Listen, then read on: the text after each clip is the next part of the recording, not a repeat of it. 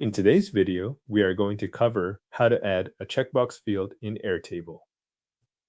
A checkbox field is useful when you want to mark a record with a yes or no status. In Airtable, that can mean complete or incomplete, approved or not approved, reviewed or not reviewed. Instead of typing text into each record, you can use a checkmark to track that status directly in the table.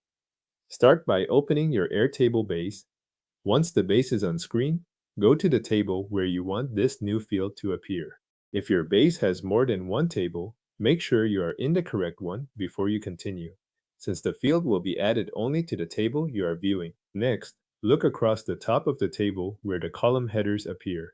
Move to the end of those headers and click the plus button. This opens the option to add a new field.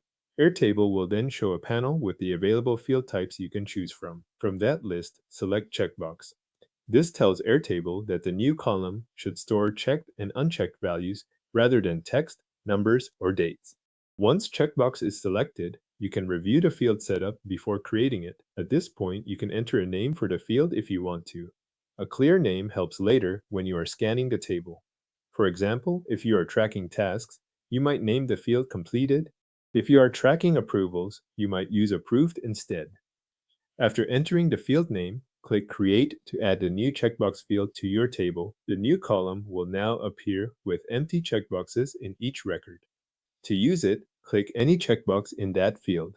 A checkbox means that status is active. Click the same box again if you want to remove the check and return it to an unchecked state. Airtable saves this change automatically, so you do not need to look for a save button after each update.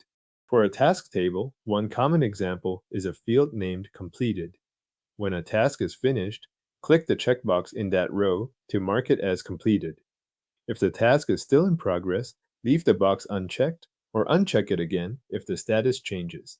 The same approach works for attendance, approvals, reviews, and any other status that only needs two states. Using a checkbox field keeps that kind of tracking contained in one column and makes records easier to scan at a glance.